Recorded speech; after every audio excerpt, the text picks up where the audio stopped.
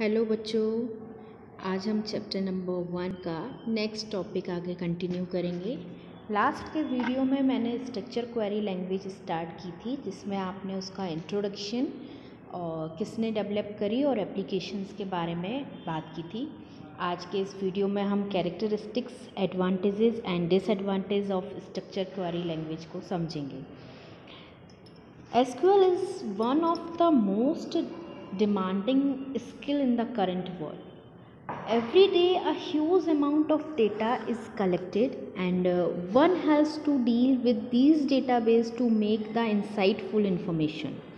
Hence it is an important for us to learn SQL as it is a special purpose database programming language which help to generate useful strategies from the database and can easily interact with large and massive database no matter what is the size. The features of SQL make the SQL most powerful tool. Here are some the major SQL features which make it successful database programming language. आज के time में सबसे ज़्यादा demanding language जो है वो SQL है। क्यों? क्योंकि ये एक बहुत बड़े साइज़ के डेटाबेस को और बहुत अच्छी तरह से उस डेटाबेस को मैनेज करने के लिए बहुत पावरफुल टूल प्रोवाइड करती है। That's why SQL is a most powerful tool nowadays. बहुत ही ज़्यादा powerful and successful database programming language के तरह जानी जाती है। इसका सबसे पहला कैरेक्टरिस्टिक्स है हाई परफॉर्मेंस। हाई परफॉर्मेंस से यहाँ ये तात्पर्य है कि डेटाबेस जो बहुत बड़े लार्ज अमाउंट का साइज़ का होता है, जो बहुत बड़ा साइज़ होता है, उस डेटाबेस को हैवी वर्कलोड को भी ये अच्छी तरीके से मेंटेन करके बहुत अच्छी परफॉर्मेंस प्रोवाइड कराता है। इसीलिए इसका एक कैरेक्टरिस्टिक्स या एक फीचर होता है कि ये हाई परफॉर्मेंस देता है। SQL provides high performance programming capability for highly transactional, heavy workload and high usage database system. SQL programming gives various way to describe the data more analytically. इसके अंदर जो डेटाबेस को डिस्क्राइब करने की techniques होती हैं वो बहुत अच्छी होती हैं। उससे हम बहुत अच्छे तरीके से अपने डेटाबेस को डिस्क्राइब कर सकते हैं। ये हमें बड़े से बड़े डेटाबेस पे हैवी वर्कलोड पे भी बहुत अच्छी परफॉर्मेंस प्रोवाइड करता है। नेक्स्ट हमारा आता है हाई अवेलेबिलिटी। SQL हमें बहुत अच्छी तरीके से हर प्लेटफॉर्म पर काम करके, हर सिस्टम को सपोर्ट करके एक जो हर चीज़ पे अवेलेबल हो जाता है, कंपेटेबल होता है, वो फीचर्स प्रोवाइड करता है। SQL is compatible with database like MS Access, Microsoft SQL Server, MySQL, Oracle Database, etc. All of these database management systems supported by SQL, and it is easy to create an application extension for procedural programming and various other functions which are additional features, thus converting SQL into a powerful tool. यहाँ पे availability से मतलब है कि SQL में हम database, चाहे वो हमने MS एक्सेस में क्रिएट किया हो या माइक्रोसॉफ्ट SQL सर्वर पे क्रिएट किया हो या ओरेकल का कोई डेटाबेस है, हमने किसी भी प्लेटफॉर्म पे डेटाबेस को क्रिएट किया है, उस प्लेटफॉर्म पे हम रिलेशनल डेटाबेस मैनेजमेंट सिस्टम को मेंटेन कर सकते हैं। मतलब रिलेशनल डेटाबेस से यहाँ मतलब ये है कि सारा जो डेटाबेस अलग अलग प्लेटफॉर्म पे बने हैं उनको हम एक दूसरे से रिलेट करके उसको यूज़ कर सकते हैं। कहाँ पे? MySQL पे या SQL पे हम इन सारे डेटाबेसेस को कनेक्ट करके यूज़ कर सकते हैं। ये इस पॉइंट का मतलब है हाई अवेलेबिलिटी का, कि यहाँ पे हो सकता है कि हमने कोई डेटाबेस MS एक्सेस में बनाया हो, कोई एक्सेल में बनाया हो, कोई MySQL सर्वर पे हमारा डेटाबेस बना हुआ हो, कोई डेटाबेस हमारा ओरेकल पे बना है, माई स्कूल, ये अलग अलग प्लेटफॉर्म्स हैं, अलग अलग प्लेटफॉर्म्स हैं जिन पे हमने डेटाबेस को क्रिएट किया है। बट इन डेटाबेस को यदि हमें एक दूसरे से लिंक करना है फॉर फर्दर रिक्वायरमेंट, हम आगे इसको रिट्रीव करना चाहते हैं, तो हम इनको एक रिलेशनल डेटाबेस के तौर पर प्रेजेंट कर सकते हैं। ये इसका एक सबसे इम्पॉर्टेंट कैरेक्टरिस्टिक्स है जिसकी वजह से ये सबसे ज़्यादा यूज़ की जाती है। नेक्स्ट हमारा आता है स्केलेबिलिटी एंड फ्लेक्सिबिलिटी। फ्लेक्सिबिलिटी का मतलब ये होता है कि ये कहीं पे भी मोल्ड हो जाती है अकॉर्डिंग टू यूज़र, फ्लेक्सिबल है। इसका ऐसे बहुत ही ज़्यादा स्ट्रिक्ट प्रोटोकॉल्स नहीं है कि इनको यूज़ करके हम इसको यूज़ नहीं करिए, काफ़ी फ्लेक्सिबल है ये लैंग्वेज। एसक्यूएल लैंग्वेज बहुत ही ज़्यादा फ्लेक्सिबल है। फ्लेक्सिबिलिटी का मतलब हिंदी मीडियम के बच्चों क्या होता है कि ये कहीं पे भी यूज़र के अकॉर्डिंग चेंज हो जाती है।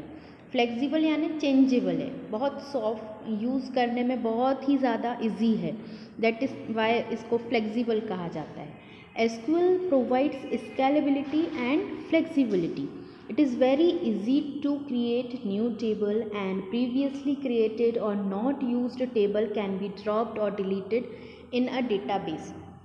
यहाँ पे डेटाबेस को बनाना और जो पहले से बना हुआ टेबल है उसको डिलीट करना, ड्रॉप करना, या डेटाबेस को क्रिएट करना, डिलीट करना, ड्रॉप करना, ये सब कुछ बहुत ही आसान है। इसीलिए इसको स्केलेबल और फ्लेक्सिबल लैंग्वेज कहा जाता है। नेक्स्ट हमारा आता है रोबस्ट ट्रांजैक्शनल सपोर्ट। ये लार्ज प्रोग्रामिंग लैंग्वेज, जो लार्ज रिकॉर्ड्स हैं, जो नंबर ऑफ ट्रांजैक्शंस हैं, बहुत ही बड़े बड़े एक साथ कई सारे ट्रांजैक्शंस जो होते हैं, ये उन सबको भी सपोर्ट करता है। With SQL programming can handle large records and manage numerous transactions. हम एक साथ कई सारे ट्रांजैक्शंस को इस लैंग्वेज के द्वारा सपोर्ट कर सकते हैं। इसमें एक ही टाइम पे, मैंने जैसा कि आपको एग्जांपल दिया था IRCTC का, उसकी सर्वर पर कोई एक या दो लोग एक साथ ट्रांजैक्शन नहीं करते हैं, लाखों में, हज़ारों में, करोड़ों में भी लोग वहाँ पे एक साथ ट्रांजैक्शन कर सकते हैं। तो वो एक ही टाइम पे इतने सारे ट्रांजैक्शंस को हैंडल करना, उसी टाइम पे हमारे डेटाबेस को अपडेट करना, उसी टाइम पे इस सेम टाइमिंग पे ही उन विद इन अ सेकेंड्स हमारे सामने डेटाबेस रिट्रीव होके आ जाता है। दैट्स वाई इसको हम क्या बोलते हैं कि ये बहुत सारे ट्रांजैक्शन को एक साथ सपोर्ट करती है, ये लार्ज डाटा को भी एक साथ सपोर्ट कर लेती है। ये इसी वजह से इसको scalable, flexible, high performance, high availability सारी चीज़ें हम बोलते हैं। नेक्स्ट इसका कैरेक्टरिस्टिक्स है हाई सिक्योरिटी। इसमें हम कई सारे लेवल्स पर सिक्योरिटी लगा सकते हैं, जैसा कि मैंने आपको पहले वीडियो में समझाया है कि हम इनमें अलग अलग लेवल्स पर सिक्योरिटी दे सकते हैं। हम इसमें ये वैलिडेशन भी लगा सकते हैं कि किस टाइप के यूज़र किस टाइप के डेटाबेस को एक्सेस कर सकते हैं और नहीं कर सकते हैं।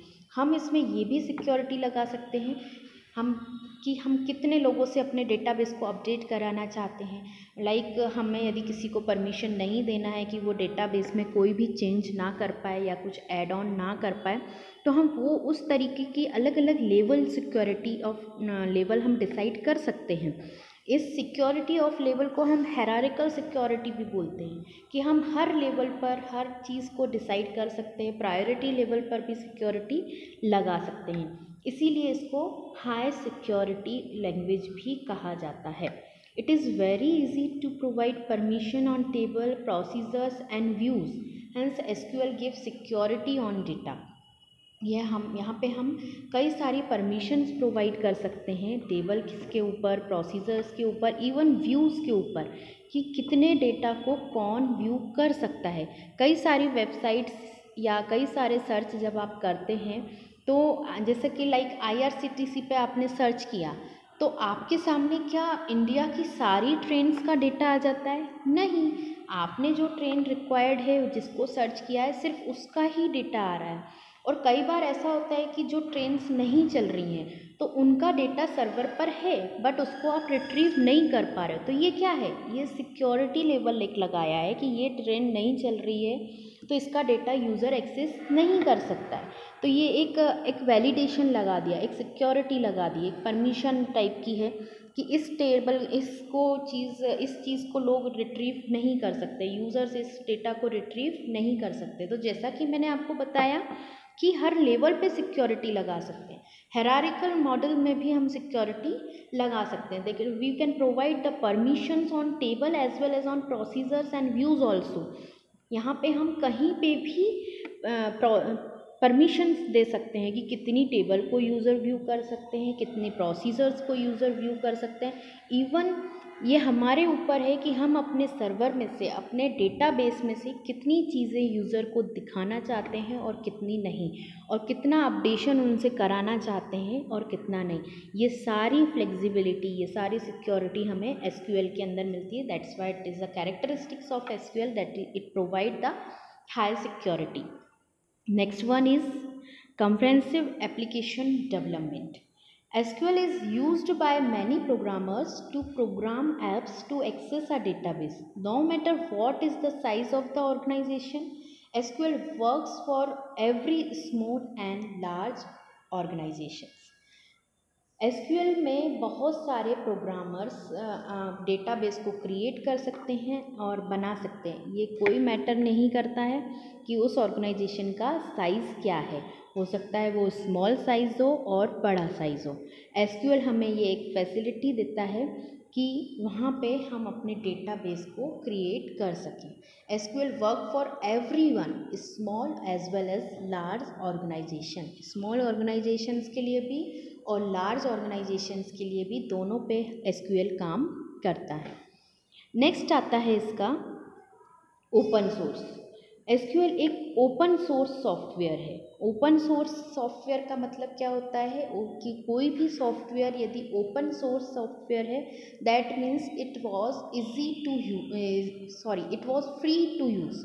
ये यहाँ पे फ्री में अवेलेबल है यूज़ करने के लिए। हमें इसके लिए कोई अलग से सॉफ्टवेयर का पेमेंट नहीं करना पड़ता है।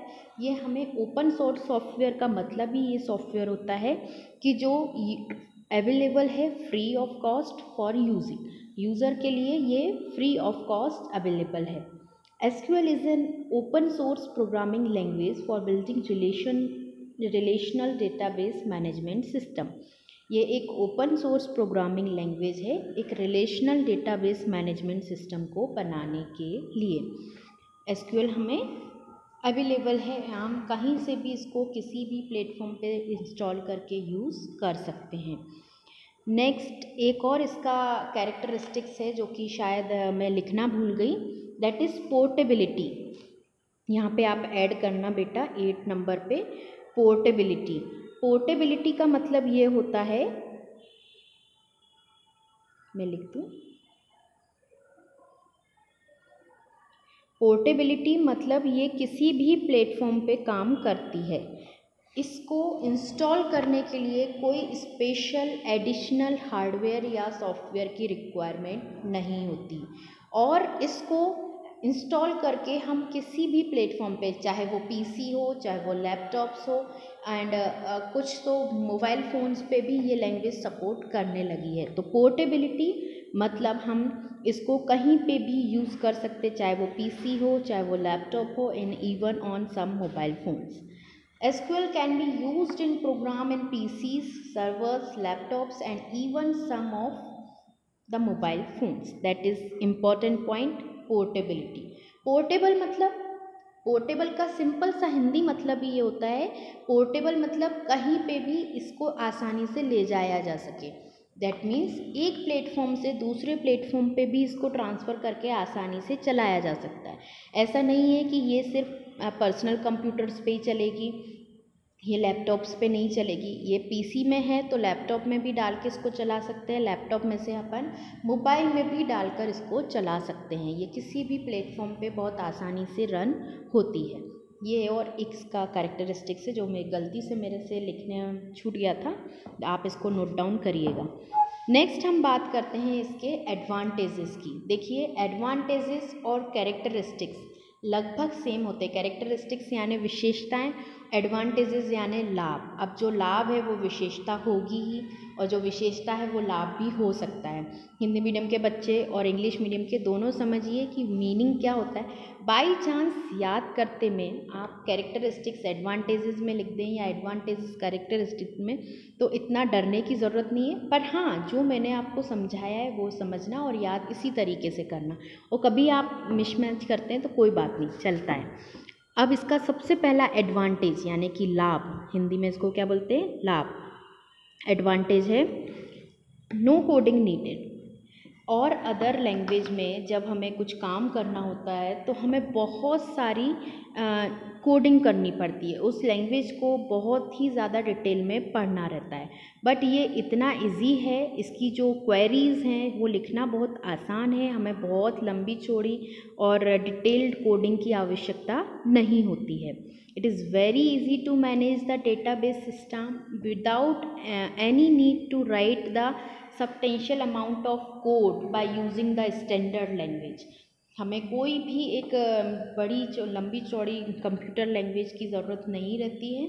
इसमें हमें क्वेरीज बहुत आसान सी लैंग्वेज में लिखना रहता है। दैट इज़ द एडवांटेज कि नो कोडिंग नीडेड, हमें इसकी बहुत लंबी चौड़ी कोडिंग की रिक्वायरमेंट नहीं रहती है। नेक्स्ट आता है well defined standards.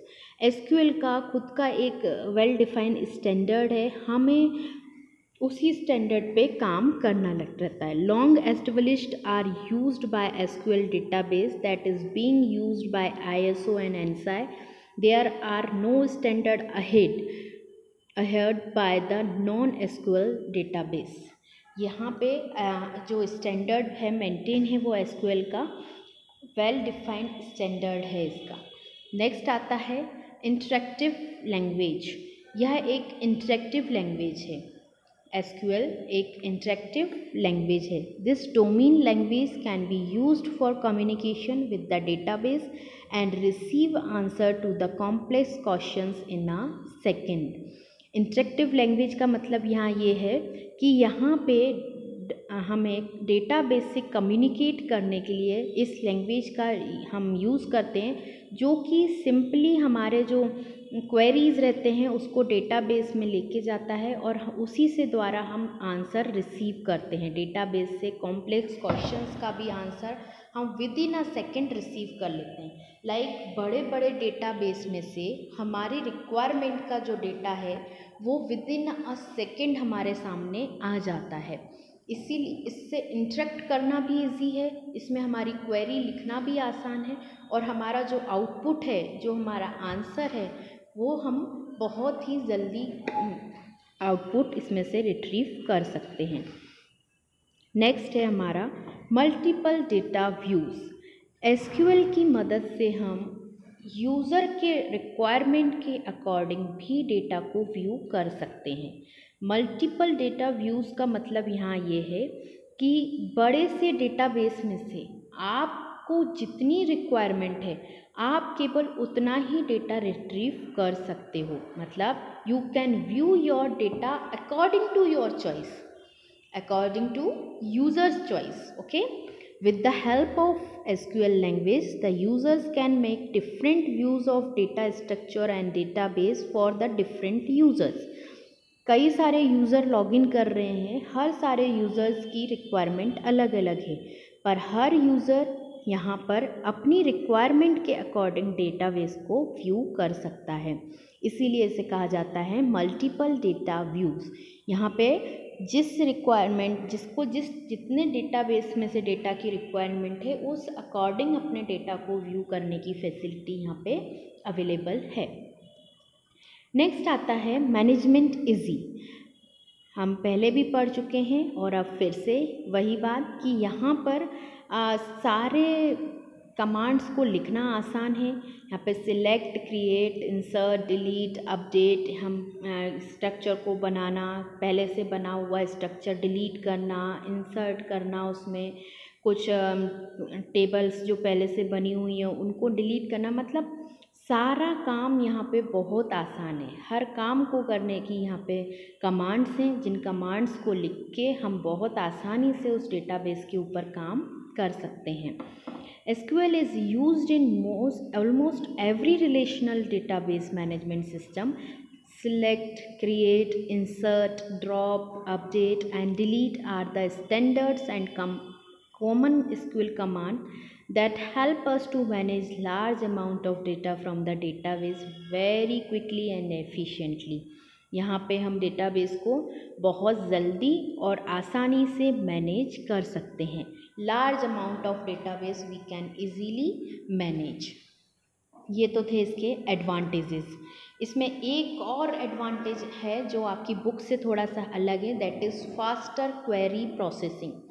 Faster query processing का मतलब ये है बेटा कि यहाँ पर बड़ी से बड़ी कॉम्प्लेक्स कमांड भी with in a second run होके आपके सामने आउटपुट शो हो जाता है. मतलब आपका required data with in a second आपके सामने शो हो जाता है. आप बहुत जल्दी यहाँ पे क्वेरी प्रोसेस करके रिज़ल्ट ले सकते हैं. मतलब आपने जस्ट क्वेरी टाइप करके एंटर किया और आपके सामने आउटपुट आ जाता है. तो इसकी प्रोसेसिंग जो है वो बहुत फास्ट है. फास्टर क्वेरी प्रोसेसिंग, फास्ट यानी जल्दी. नेक्स्ट, पोर्टेबल का मतलब मैं आपको पहले भी समझा चुकी हूँ, उसको कैरेक्टरिस्टिक्स में भी अपन इंक्लूड करेंगे और एडवांटेज भी है. पोर्टेबल का मतलब ये कि वो हर प्लेटफॉर्म पे रन करता है, चाहे वो पीसी हो, सर्वर हो, लैपटॉप हो, and even on the some mobile phones. कुछ मोबाइल फ़ोन भी अब इस लैंग्वेज को सपोर्ट करने लगे हैं. तो ये हर एक प्लेटफॉर्म पे रन होता है. इसको हम इजीली कैरी ऑन कर सकते हैं. That's why it is the advantage that SQL is a portable language. अब हम बात करते हैं इसके कुछ डिसएडवांटेजेस की. Along with some benefit the structure query language also have certain disadvantages. जहाँ पे एडवांटेजेस हैं, लाभ हैं, वहाँ पे कुछ ना कुछ हानियाँ भी होती हैं. तो अब हम हानियों के बारे में बात करते हैं. सबसे पहला इसका डिसएडवांटेज आता है डिफ़िकल्ट इंटरफेस.